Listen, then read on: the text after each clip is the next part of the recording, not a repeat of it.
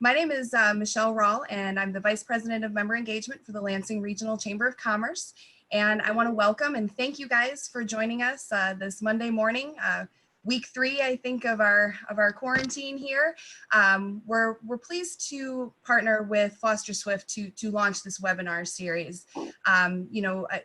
We know that this is a crucial time to get information out to the business community, and we appreciate and recognize just the tremendous effort that all of our members, that all of our businesses have done in supporting one another through these trying times. Additional programs we're looking to do with Foster Swift include cybersecurity, contracts, business continuity. So look for more information coming from the Chamber on these webinar series.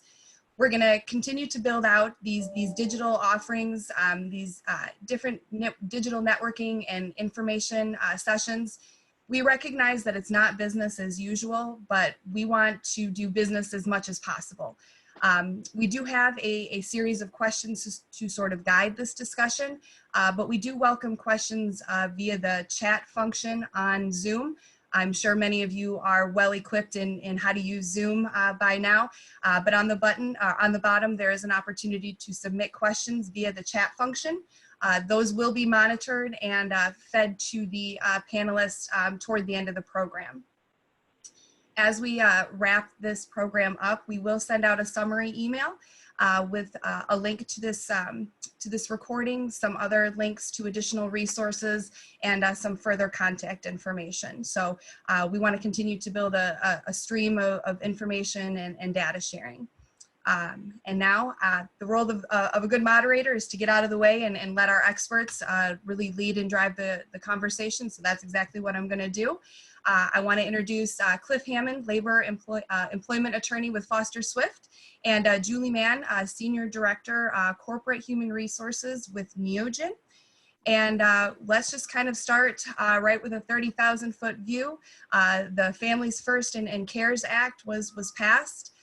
Let's try to unpack some of the major pieces out of that legislation. Cliff, if you'd like to kick us off, that'd be great. Yeah, sure. Thanks a lot. So the one thing that people ask me about is, what are the major components of this law? And I'll tell you what's not there. And a lot of people think it might be there, but it's not. There's no government benefit for large amounts of toilet paper that you may have stocked. So that's not going to be there. So if you're looking for something to maybe get a tax credit, that's not there. So let's move to what it is. Okay. So essentially what it does is it says, look, we understand that because there's a pandemic, there are going to be people out of work.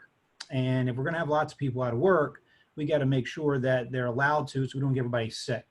Obviously, this law was made before we knew that states were going to go ahead and shut down most of the workforce. So it was done in the idea that one of two things was going to happen. Number one, we were going to have people still coming to work, but we didn't want people who were sick or caring for people that were sick to be without the opportunity for leave. So that's what the 30,000-foot view of why they did this. And also they anticipated a lot of people probably would telework. So there's a little bit of understanding what that is too. So understanding what the concept here is, the concept is to give people leave if they need it. You have to fit it into where we live today, which is in Michigan under this, obviously this shelter in place order from the governor. So what it does is it basically has 6 categories of people who are eligible for some sick leave. So there's a sick leave component, emergency sick leave component, and then there's an addition to the Family Medical Leave Act and a redefinement for this very limited purpose of who's covered. And I know there's a lot of misinformation going on out there, and a lot of it has to do with the fact that the way we pass bills, the way we do our laws is usually like this.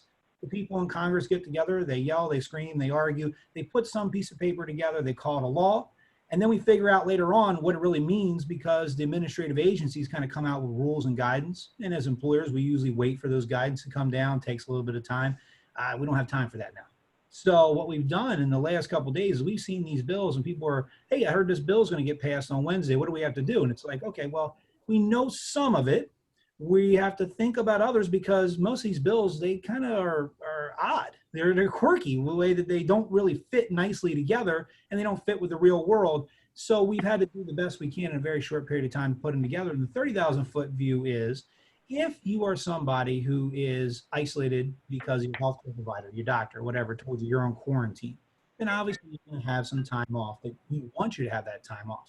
If you're caring for an individual, who's been quarantined. We want that. If you're in isolation or quarantine by an order of the state or local government, then we want you to have time off.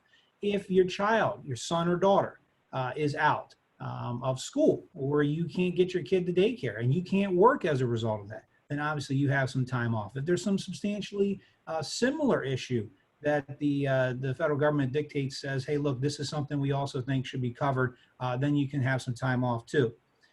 Those are really the things that we're looking at here. And obviously, if you have symptoms, right? If you have symptoms of COVID-19 and you're seeking a diagnosis from a doctor, you don't know yet, but you're going to go look. Obviously, we don't want to wait until you've got the confirmation with all the testing issues. So we go ahead and give you leave for that. Now, the sick leave allows you to have up to 80 hours for those 6 things. And then if you're part-time, which means you're less than 40 hours, you basically prorate it. And the way they tell you to do this is that you take a look at how you would work in a 2-week schedule. If you would work 30 hours average per week, then you go ahead and you get 60 hours worth of pay. If you worked, maybe some weeks you work 80, some weeks you work 20, it's up and down, you don't know what it is, go back 6 months and do an average of that, and we'll pay you based on that. But it gets a little more complicated because there's a cap. There's 3 of these absences that actually have a full reimbursement at your rate of pay. And there are 3 other ones that only give you 2/3.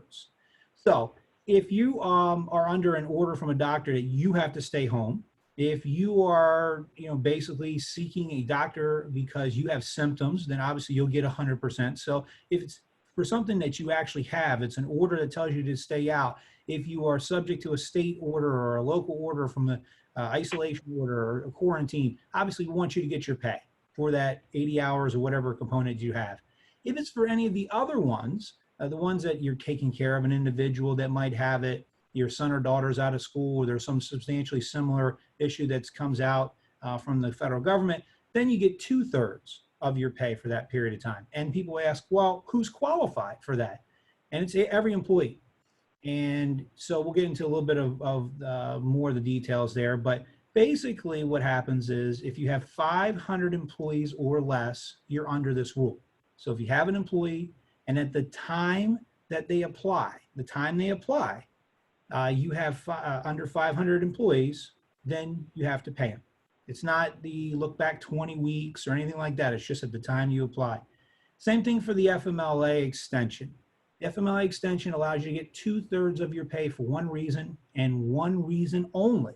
And that is because you can't work or telecommute because you have a child out of school or their regular daycare provider is not available. And people always ask me, well, what if I offer them the opportunity to work from home and I'm flexible with hours? Well, the Department of Labor said you really should try to work out. So they say, look, I don't have school. I've got my 17-year-old senior. I really have to look after them, but I can't work. And you say, well, I'll let you work early in the morning. I'll let you work late at night. You try to work with them. And they say, no, I just can't do it. I can't do the job and I need to leave. Then you have to give them the leave. And the same requirement that we talked about goes into play with them with 500 employees or less, except they have to be employed for 30 days at the time that the leave is requested. So that's a lot to think about for a minute because there's a million variables that you have to ask from those general basic concepts. The question would be, well, what if I can let the person work? Do I still have to let it? Can I do it in an intermittent stage? Can I allow somebody to work at home that is sick and has symptoms? There's a million variables that we can go over. The good news is that a week ago, we were really unsure on a lot of these things. And specifically, I'll tell you one that a lot of people came up with is when we had our shelter in place order come down a week ago today at 11 o'clock, a lot of people said, well, wait a minute. The first thing that you get this paid sick leave for is for the purpose of a local quarantine or isolation order. Well, that sounds an awful lot like an isolation order, right? The governor tells you, go isolate yourself in your house. So does that mean that every single employee all of a sudden now gets some pay, at least for 80 hours? And there's a lot of going back and forth about, well, can you furlough people? Can you lay people off? What if I do this? Do you still get it if these things happen? And what's happened essentially is the Department of Labor has done what they were supposed to do, which is put out some responses. And I would urge everybody here to go on to the Department of Labor's website, and I'll give you the website address so you can look this up, because it has 59 different questions, common questions. Not really an FAQ, but it's a question and answer. And I really think that they did a very good job of answering most of the questions that employers are going to have for most situations. And I really think this is probably one of the better ones that I've seen. And I'm going to give you the address now. It's dol.gov/agencies with an S /WHD/pandemic/FFRA dash questions, or you just Google up DOL FFCRA questions. I strongly recommend anybody on this call, when we're done, to go there, because when I have a question, when people ask me, the first thing I do, I pull up, I have on my browser, I have up the actual law, all right, so I can search that. And you can actually get that online too, it's searchable. But you'll see that it's a disaster. The way it's written is kind of a mess. You have to kind of go through and look at the FMLA and insert it and all that. But then you go to this, and I think this is extraordinarily helpful, because the way that it lines up, it actually allows you to answer a lot of questions. So for instance, obviously a lot of the employers that are going to be involved now, they're really upset about this, are going to be small employers, right? People who have never had FMLA before. They don't know how the FMLA works. Well, what we have is, because it's everybody under 500 employees, that's the big issue that's going on. The Department of Labor in the law basically said that the Secretary of the Department of Labor could come out with some ways in which certain small employers under 50 employees could be exempted. They might not have to apply the sick leave and the extended FMLA. And if you look at the very end of that FAQ, you will see two specific questions on exactly what are the terms that you can actually be exempted potentially. Essentially, if it's going to cost you more money and you can't be viable, obviously is one of them, or if nobody else can do the job, you may be able to deny the person who asked for a leave under this. And they've got specific, I think, guidance that allows you to understand it. Now, it's not going to be perfect. You may still have to go through it a little bit, but at least it gives you the framework, which you didn't have originally. We didn't know what it was that a person could be excused by. So the pieces are falling in place now so that we know. And I think from a 30,000-foot view, if you will, it all comes down to a very simple issue. Number one, do you have 500 or less employees? This FAQ, or this questionnaire from the Department of Labor, really helps us out a lot, because what it does is it does what we thought it would do. Is the Department of Labor wants you to count all your employees. They don't want you playing games. They intend this to be something that you should have apply to people. And you're supposed to have all your full-time employees, all your part-time employees, even your temps that you use. And I can't stress that enough. Please take a look at the FAQ, how you count your employees and what you count as far as the individuals that are going to count for whether you're in. Then the next question that they answer is, how do I have to pay it? And I think they do an excellent job. Imagine you're thinking about shutting the place down.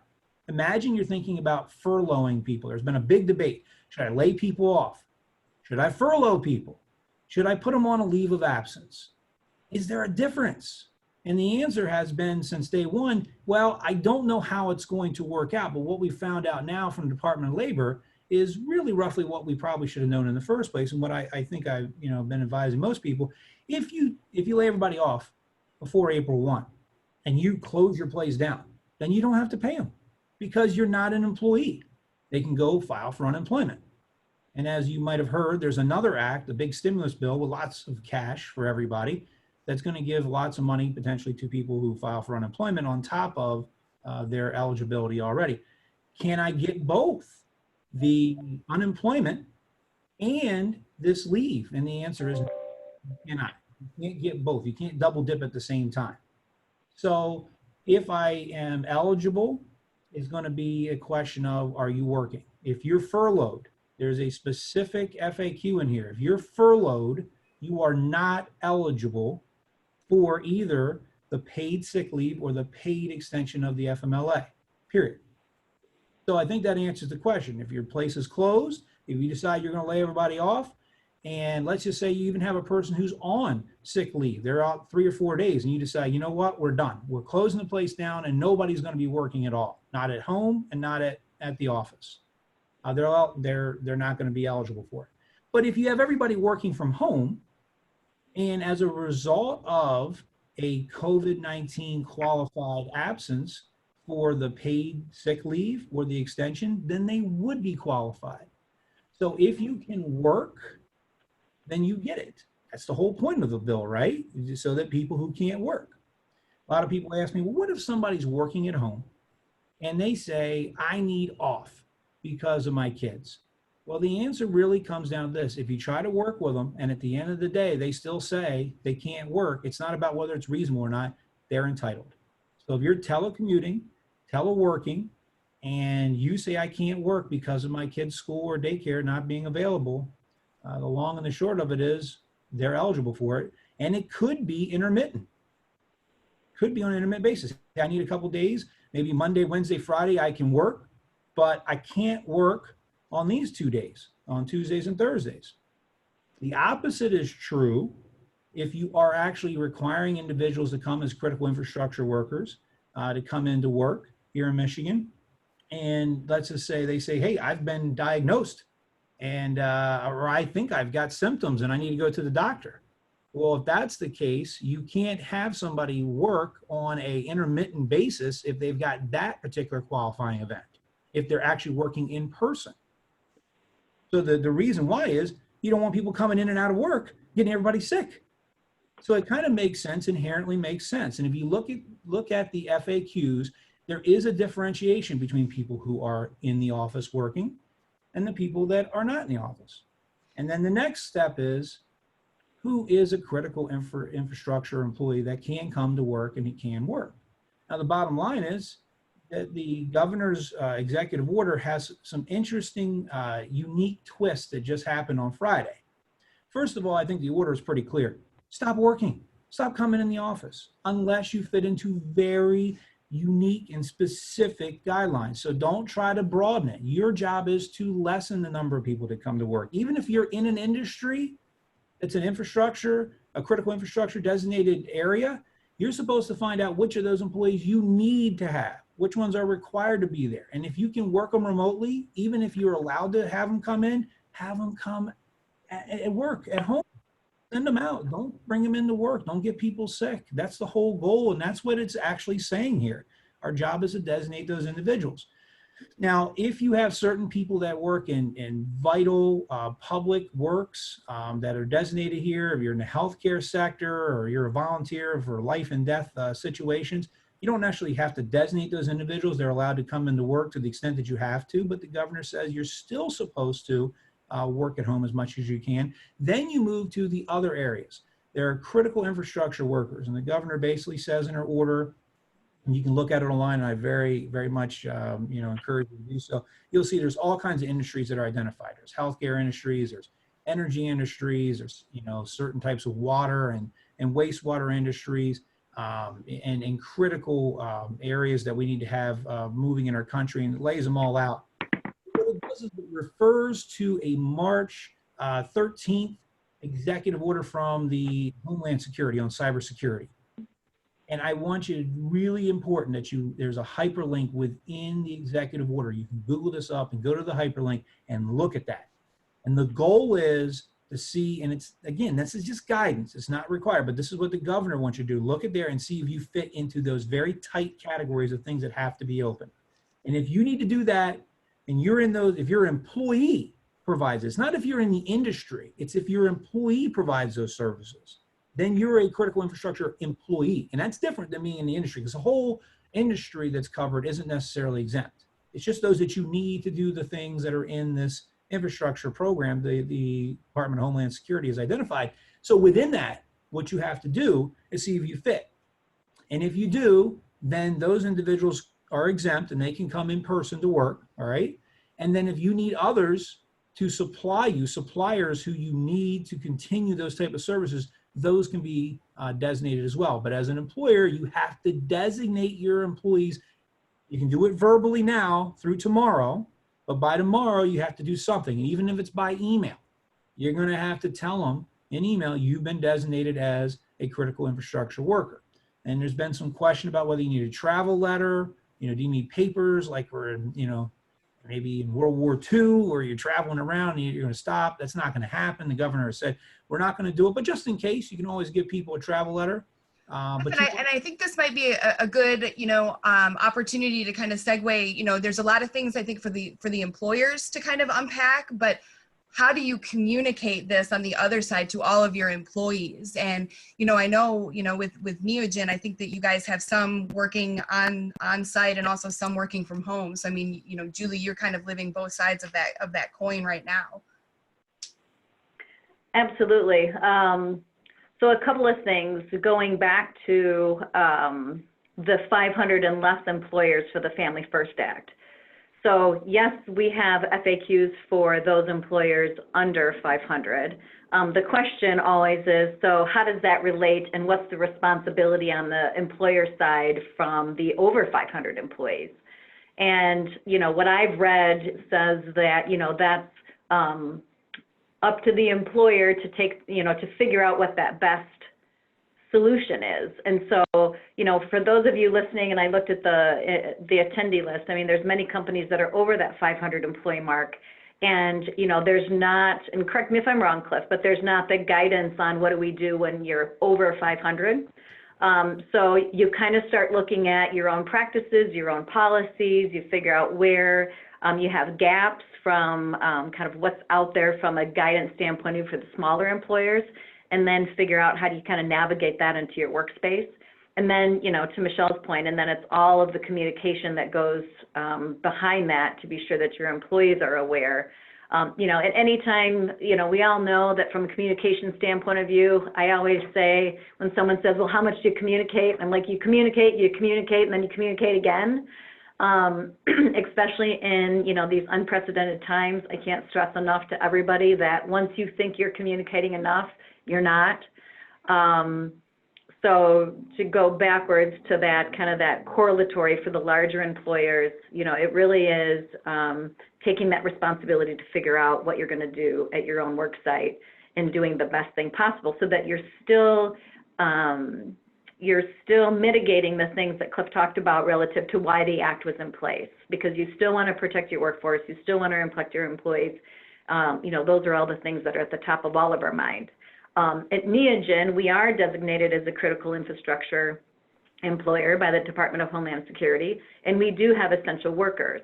To Cliff's point, to communicate out on a letter or some type of a guidance to the employee, I did read over the weekend that they were not required to have a letter. That was not clear right in the beginning. So last week, NEOGEN actually sent a letter to all of our employees so that they could carry that on their person as they went back and forth under the guidance. If they did happen to need that letter, they would have it. I saw over the weekend that that was not going to be a requirement to have a letter, although you do have the responsibility to communicate that out by tomorrow. So those are two different things. But I will tell you, even it was yesterday, we had an employee coming in to NEOGEN, and they did get pulled over. They were asked, and they did not have a letter. Now, they weren't stopped from coming to work. But, again, that's where that communicate can come into place, because you want to be sure that employees know, that they are a critical infrastructure employer, and that they do, they need a letter, they don't need a letter, but again, just to try to help make them feel more comfortable in a time where, everything is changing on a daily basis. So I would encourage, everyone to think about what methods do they have. At NEOGEN, we've got both manufacturing, and then we've got some office folks. We've put remote as many employees as we can. We've probably got about 50% of our workforce remote right now.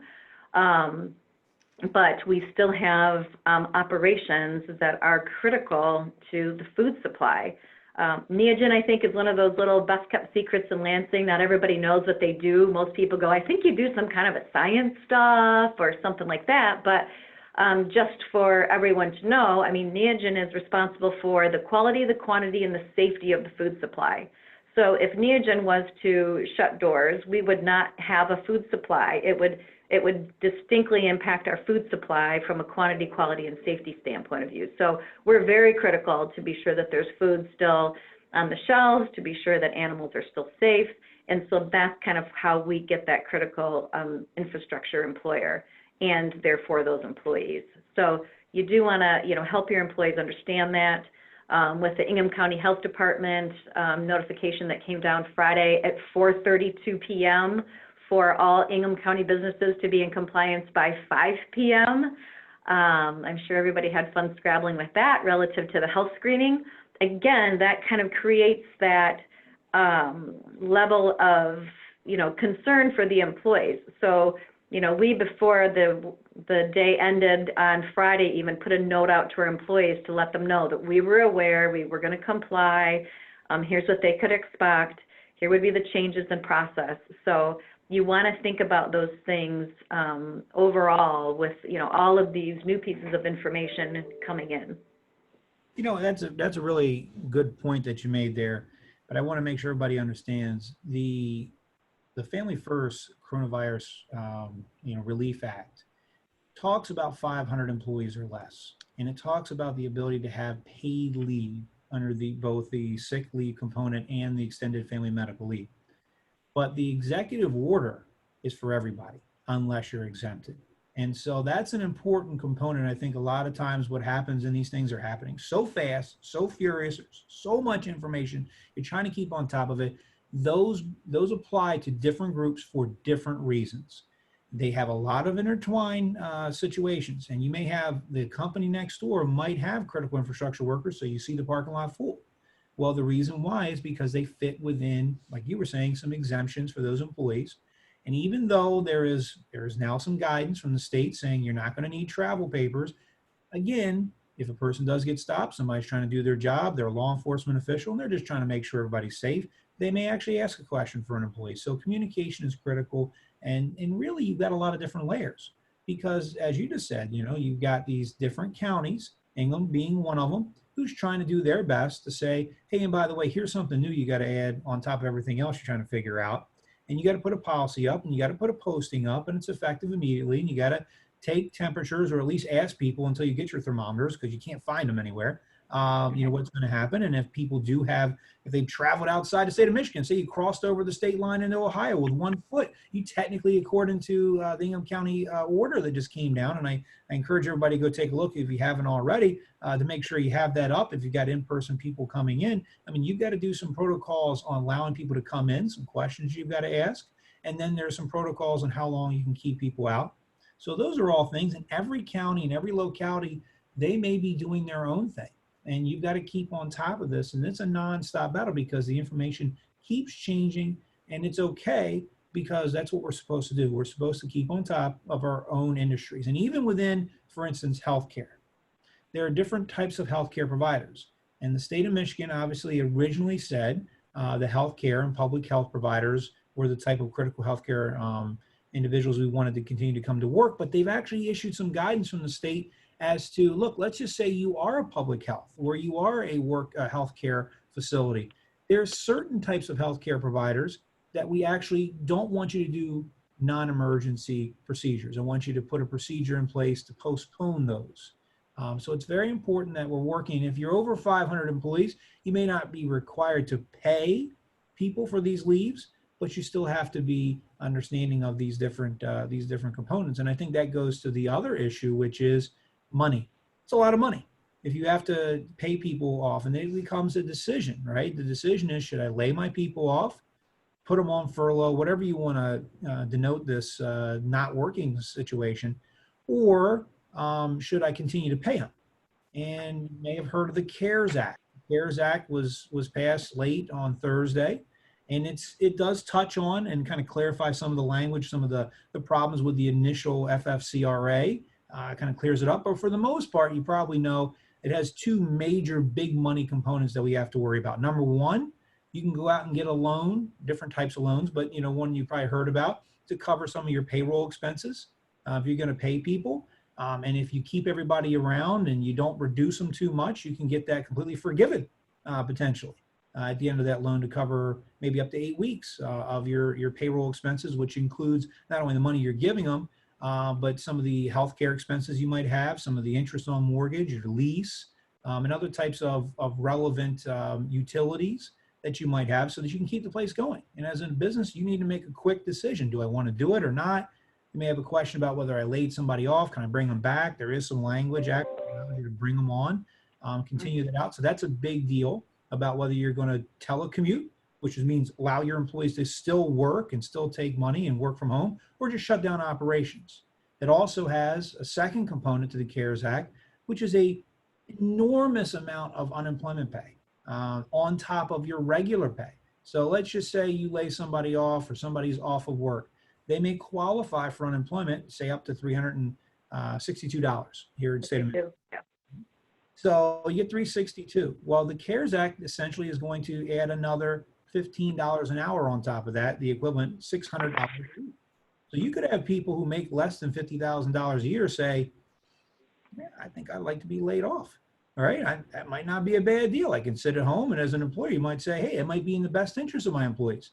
As well, other employees might say, yeah, I'd rather keep working. I make more than that. I'd rather keep my job. Can I telecommute? And as an employer, you've got to do a cost-benefit analysis. Number one, which is in the best interest of your employees. Number two, as an employer, can I really stop operations? Does that make any sense?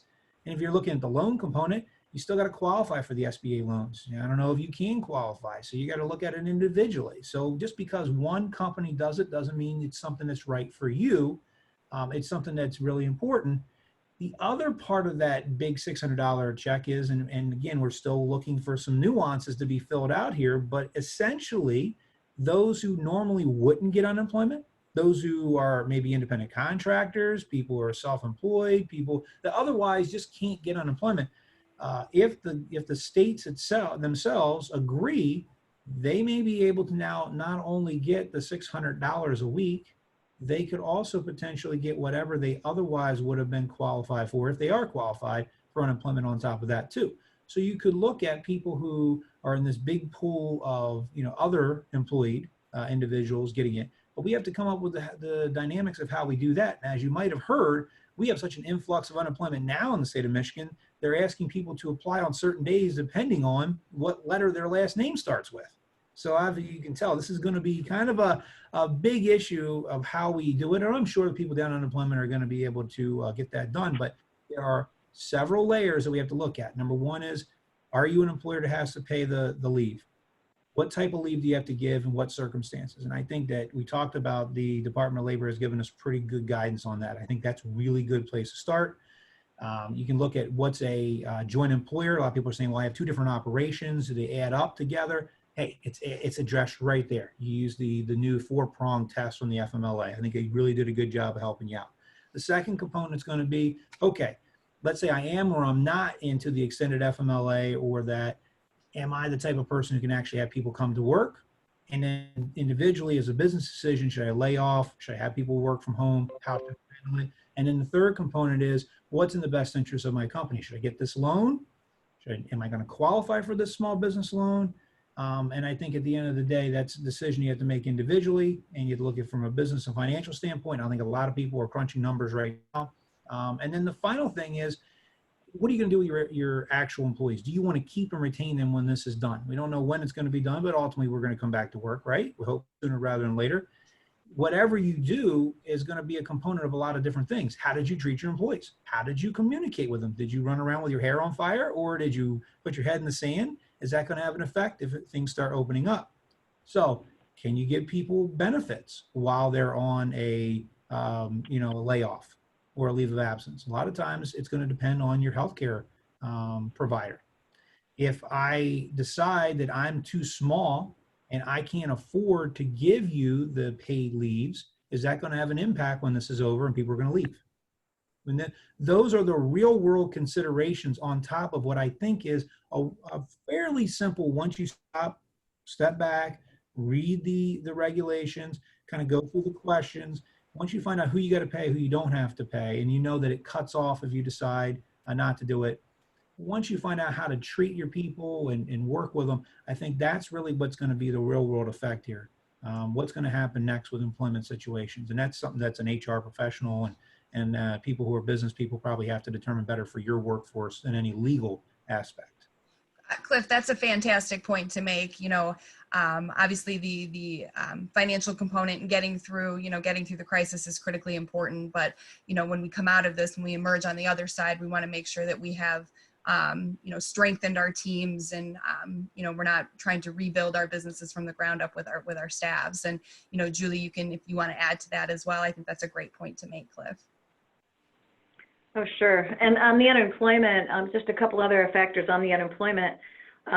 Yes, there's a $600 per week, but there's also the ability to get funding for that first week of unemployment. So people typically don't have the benefit available during that first week. And then the other thing is they're adding on 13 additional weeks on the backside.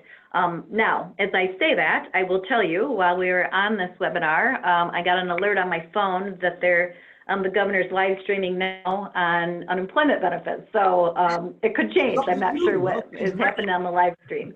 So I will put that asterisk on anything that we say relative to unemployment. But, I think to Cliff's point, you think about, the benefit that's available based upon that additional $600 when you think about if you have to have any of those thoughts relative to your business.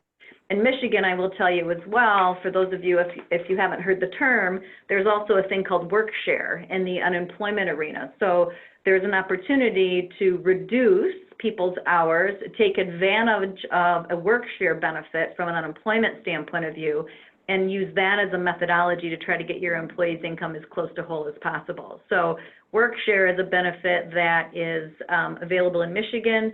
It's, an employer unemployment program, let's call it, but it supplements for somebody who's on a reduced hours program as opposed to, completely being furloughed and relying on unemployment completely. So keep those things in mind as you kind of factor forward on, how do you transition if you need to, how do you think about those things? But, there's many different ways to look at, kind of how you move forward with all of the different pieces. But the elements of the CARES Act is, very much important.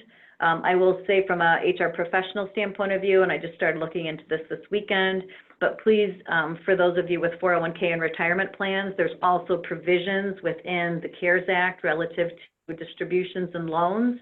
So, this has a lot of different components on a lot of different factors of HR, and we're all trying to learn as fast as we can from the fire hose, right? So just to know that there are things that you need to look at also from your 401k standpoint of view. If you have a TPA or somebody who's helping you from an administration standpoint of view, they should be on top of that for you. But keep in mind that there's some provisions under CARES for 401k. So all of that together, there's lots of different, financial relief available in a lot of different pockets.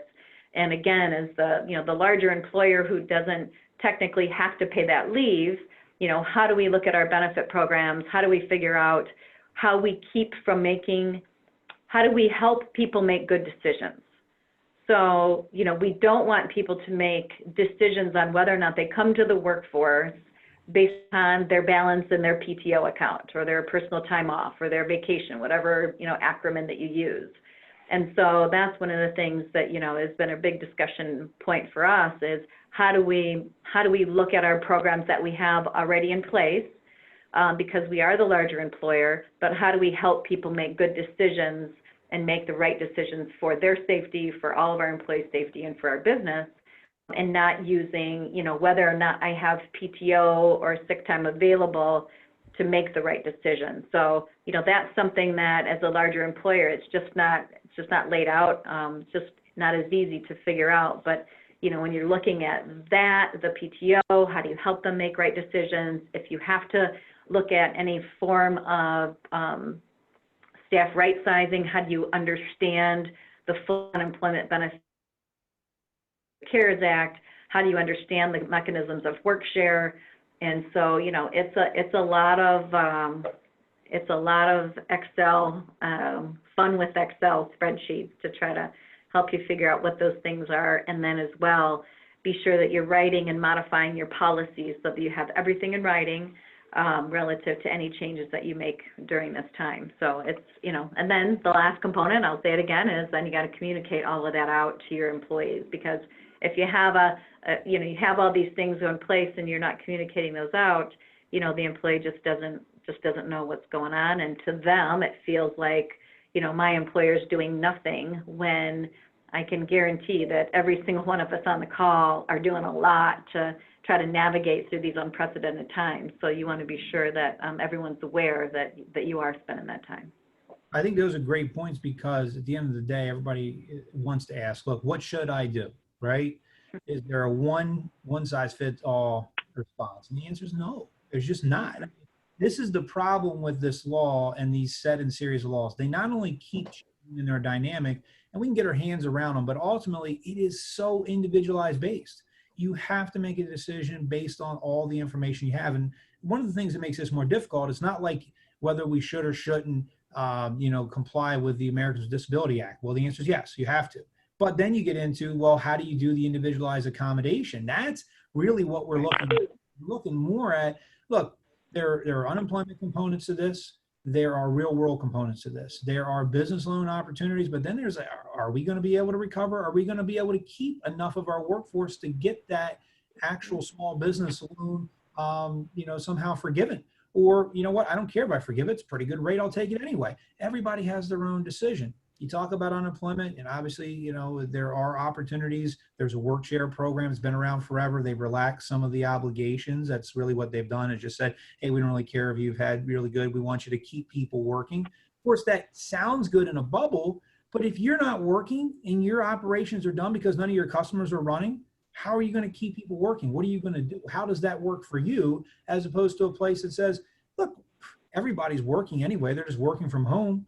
But not 20% or 30% of the time. Maybe because you're inefficient, we're not going to need you. Or maybe you're more efficient at home. I don't care. Maybe it makes sense. You get yourself an agreement. We'll keep your benefits going and meet all the criteria. Or you might just say, I don't want to do a work share program. It's too much, too entailed. I'm just not going to pay you as much. I'm going to reduce your salaries. I'm going to go ahead and have a decision where I can do that. And that has nothing to do with these laws. That's a business decision. I could say, look, based on the fact that we're going to lose so much revenue, I'm going to take a person who's salaried and I'm going to reduce their income. I'm going to reduce their income. And I say, well, wait a minute, make sure just because we're in an emergency, you don't reduce it below the normal threshold that will allow you to keep them as a properly exempt employee. So you got to think about, oh, okay, I didn't think about that because I was rushing to try to save money. Can you convert them to hourly? Well, you don't want to be going back and forth every other week or you'll lose the exemption, right? So you got to be careful with that. Can I reduce somebody's hourly pay in general? Sure, go ahead, take them down. But you can't take them down if they got an employment contract. So you got to make sure, do I have an employment contract? When does it end? What discretion do I have under that? How does that affect their ability to continue to have wages? If I reduce your hours so much, will I fall below the threshold for health insurance? And how does that interact with some of the other benefits I have? There are a number of variables, but what I call them are normal business variables. All right. So you have ups and downs in your business no matter what. All you do is you take these facts that we have for this law and you fit them into your normal business variables. And I'll give you an example about this extension to the FMLA.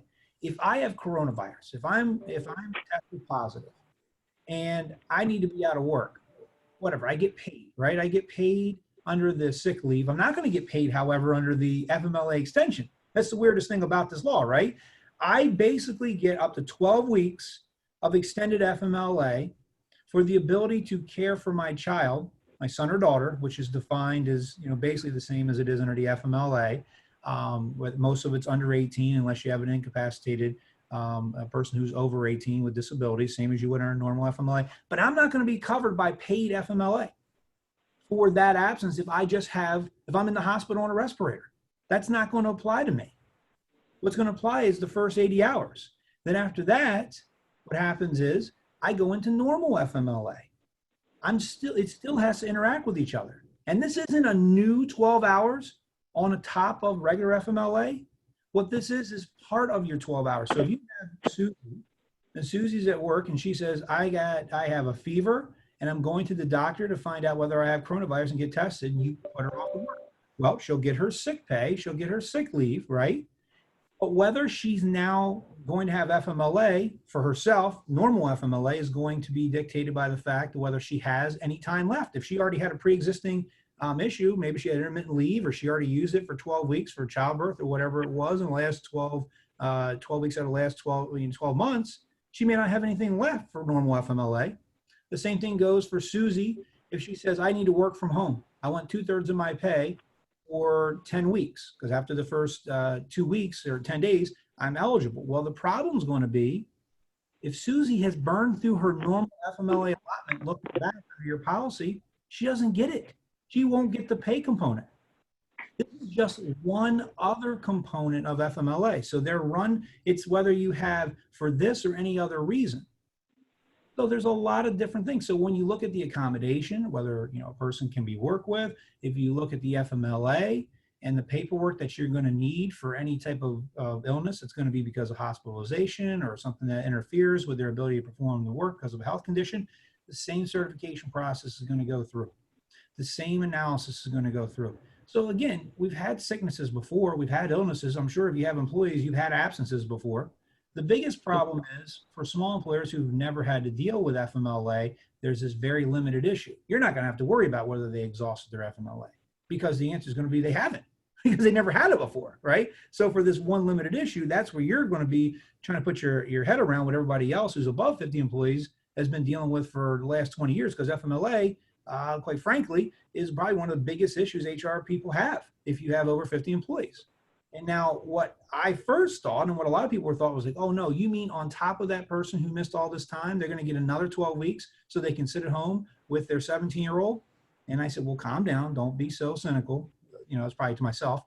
And then secondly, you say, no, the way this statute was written, it just is another reason for FMLA. So once you see that, I think it calms down a little bit of the exasperation of whether we're going to have to pay 12 or 10 weeks, for this extended FMLA, and whether it's an additional amount. And the FMLA's, the DOL's rules really do clarify that with some hypotheticals as well. So I think that's what we have to look at.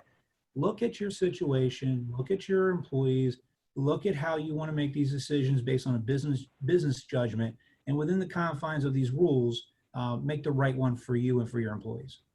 And, I think that's kind of a nice way to kind of wrap this up. I mean, at the end of the day, we all want to keep our doors open. We want to keep our staffs. We want to keep this region, connecting, growing, and thriving. And, these two acts give you, I think, more tools and resources to try to address this issue and, still check all those boxes that we mentioned before.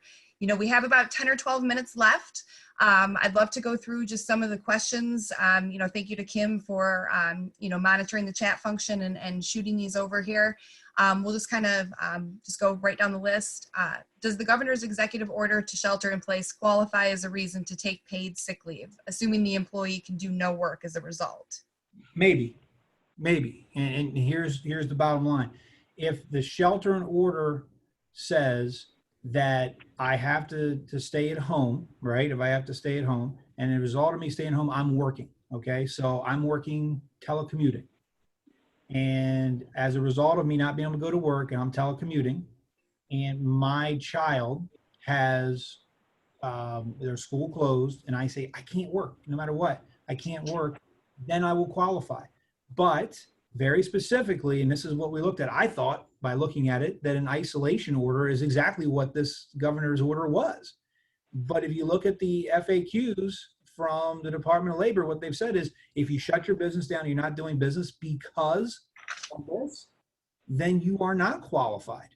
If you are furloughed because of the shelter in place order and you're not working at all, you are not going to be qualified. So if you're not working at all, you're not being paid, you're not working, then the shelter in place order is not going to have an effect. It's not going to qualify you for any of the sick leave reasons, and it's not going to qualify you for the extended leave. It's only if the shelter in place order takes you home where you're working otherwise, and then as a result of being told to go there, you have a specific, because of your condition, your quarantine, an individual you're looking for is quarantined, you've got those symptoms, and you're going to a doctor, or your child is otherwise going to be, out of school because of it, those are the only things that are going to do it. So there is a tangible connection to a certain extent, but that's all it is. It's just on the periphery. And I think that's a lot different than what I would have expected when this all came down. I would have expected that an isolation order is what we're talking about here, but you got to remember the federal government passed the paid sick leave and the extension of the FMLA. The state did this. And when they were thinking about the CARES Act, I think if you look at it, the reason why there's more of a dovetail now is they're saying, look, if you're working, great, give them leave. If not, here's this massive unemployment amount. So I think that's why you're not seeing the same, like, oh no, what do we do now? We put the person on leave. We put the person on a layoff. We put the person, because of this order on this, not going to affect them for that purpose. Great. Julie, anything to add, or is that? The only thing I would add is I think part of that is for, again, you got to keep in mind, because a lot of times when we answer things, we got to keep in mind what our employer size is, right? So, I'll keep stressing that, because, even our employees coming in, they hear about the extended sick leave, they hear about the family medical leave extensions, and that is for the employers that are 500 and under. So, just always keep that in mind when you're looking at, the answers, and then looking at your employer size. Can owners lay themselves off to assist in saving cash to companies' bottom line, allowing them to capture the 362 plus the 600? Any implications long-term in taking that move? Well, I mean, the long story short is I read the CARES Act, on Friday. It appears on first draft that actually something that might be available for small employers, right? Or for every employer, quite frankly. But it's something that we're going to have a little bit of clarification on how the implementation of the CARES Act, because it says you have two components. Regular people who get unemployment get this, and there's some quirky language in there. And then it says people who aren't otherwise qualified for unemployment. Well, that would be people who wouldn't otherwise qualify for unemployment might be able to benefit from this if the state sets up an opportunity for you to, if you can meet the eligibility criteria for, hours, and the credited service and all that for your regular bank, whatever you would ordinarily get. It does appear on first glance, but I will tell you, there's lots of laws that say X, and then when the regs come out, you go, what are you talking about? It's not what it says. But that I just have to clarify this by saying it appears so. And I know people say, yeah, but I want to do it now. And I go, okay, I understand, but caveat emptor, right? If you rush to make a decision based on the very basic language that's in this bill that was shoved through at midnight by a bunch of people who hate each other, and may not have been perfect, you might have yourself in a position where you shut down your business, you're looking for that big payday, and you don't get it. I'm not saying you shouldn't get it based on the language, but there's lots of stuff in the Constitution that people say, well, it says this. And then the court says, yeah, I know, but come on. It really says that. And how many times have we had ADA and FMLA issues where it looks pretty clear, but there's some quirky language, even harassment cases, right? You're like, so-and-so did this to an employee and they're a manager, and you're like, well, technically that's just horseplay, So I will tell you that my basic reading of the text is, if you're not otherwise eligible, you should be able to get it, but the state still has to sign up. They still have to have an agreement with the federal government. We don't have that agreement yet. So what it says and what it doesn't say still has to be determined. Just like I would look at this this quarantine or isolation order from the state of Michigan, that should qualify you for leave, but it probably doesn't, unless there's some exigent circumstance. Julie? Yeah, I mean, the only thing I would add is that, again, I'll go back to the big and small employer. A lot of that depends upon if you're public, if you're private, if, you have to file an 8K. So if you're a bigger company, I mean, you're seeing it in the news quite a bit that, CEOs are choosing to not take pay to try to help in the financial stability and the financial health of the organization. So obviously it is an available step that you can take, but again, for a larger company, again, you'd have to first look at public-private, filing requirements, you know, those types of things. So if you're the bigger employer, there's just a little bit more to, as always, to think about. And we got about 5 minutes here. So I'm going to talk here. Somebody had asked a question. We're looking at the qualifications for the newly announced federal program for forgivable loans and grants to keep the employees paid without putting them on furlough or layoff. What do we need to be considering? So as you look at all of these different loan options, you know, what should these companies be considering as they weigh these options? Well, I don't think we have enough time, really. I mean, that's a full hour to look at, and you have to look at your Sure. specific, right? That's the number one thing. But let's just say big picture, right? Say you are a small employer and they waived some of the guidelines and you might be eligible for this. I don't know if you already have one or you don't have one, but let's just say, I mean, there's a couple programs in CARES, but let's just say the big one that we're all talking about is the opportunity to pay your employees, and you're eligible for a small business administration loan. Number one, you got to qualify.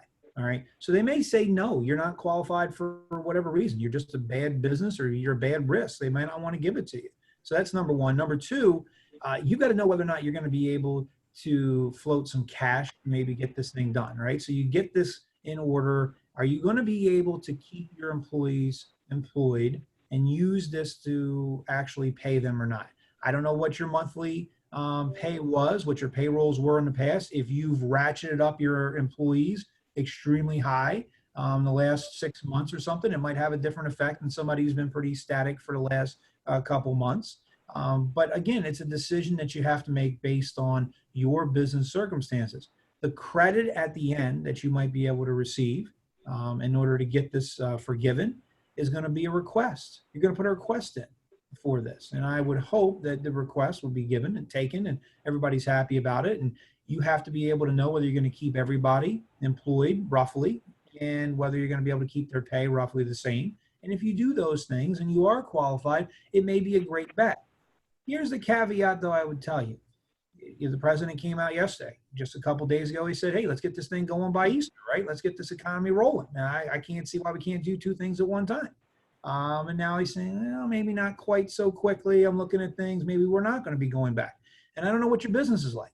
If your customers are all down, if you've got no money going on, and at the end of 8 weeks, you don't know whether or not you're going to be able to keep your employees rolling or not, I don't know whether or not this is or isn't a good decision for you because it's a business decision that could have some other factors you got to look into.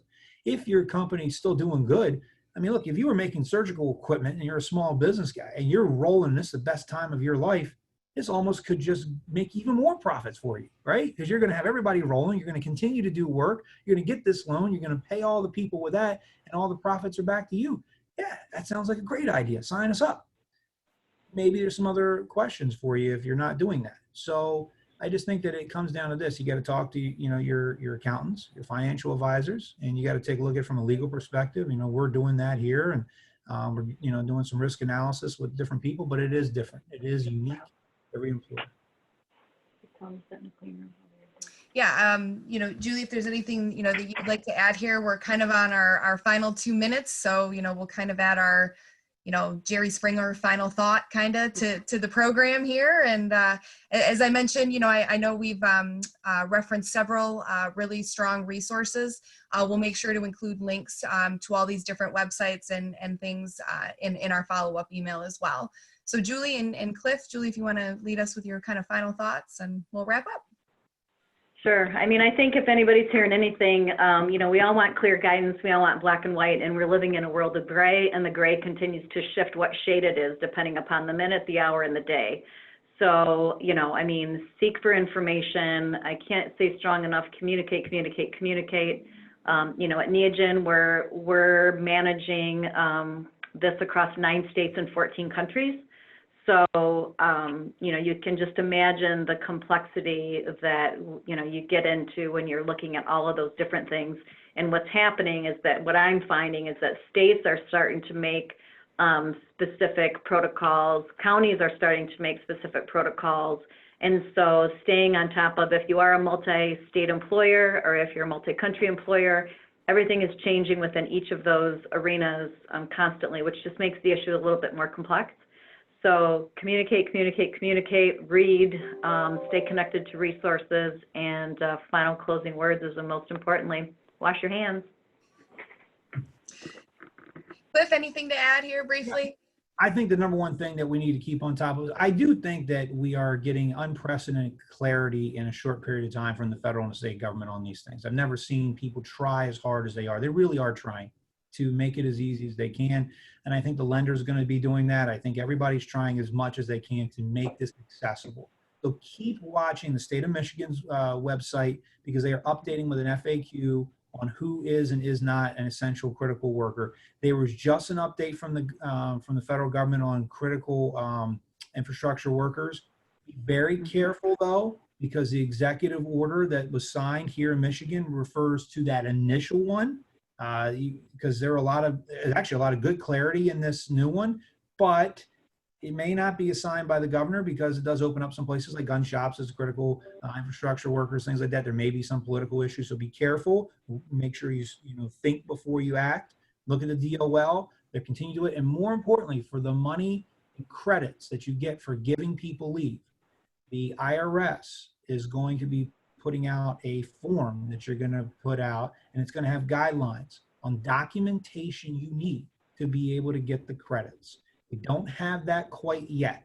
The FAQ that's from the Department of Labor was jointly, in a way, put out with the IRS on this. Ultimately, you may need something that's simple for the expanded FMLA, is something from the website, from the school district of the child who is out of school, right, to prove that's what it is.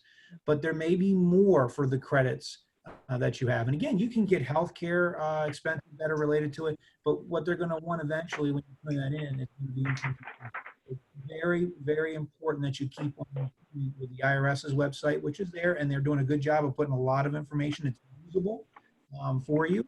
And then, obviously work with your counsel to make sure you're doing it the right way. But I will tell you, the most important thing is if you want to get reimbursed, you got to follow the procedures, and they are relaxing it. Look, the DOL just came out and said, look, for the first 30 days, we're just letting everybody kind of get their feet under them. We're not going to go out there and slap you with tic-tac, penalties, as long as you're trying to do the best situation.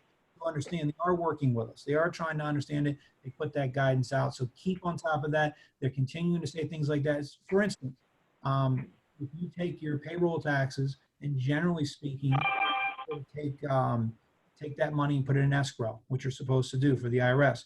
You can take, instead of waiting till the end of the quarter, you can just use that cash instead of putting it into escrow if you're eligible for this. So there is guidance out there from the IRS and Department of Labor on that point on their websites on how you can get that money now, how you can use it. So very important. Just keep on topic. Make sure you're continually keeping on top of all the changes, because they're going to change, right? We're going to have more and more responses as we go through.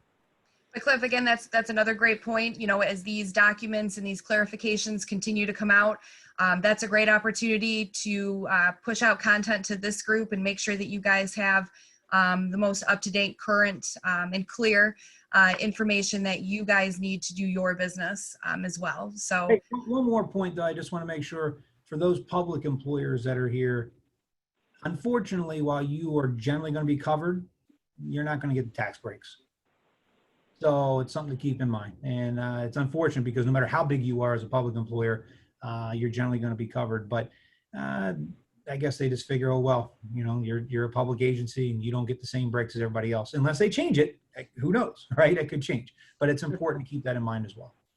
Perfect. And I'm going to share, we didn't get to every question that we received in the chat function, but I will share that with both Cliff and Julie, and we'll go from there and work to try to get those questions answered as well. So with that being said, thank you guys for joining us for the first chamber hosted webinar with our friends over at Foster Swift.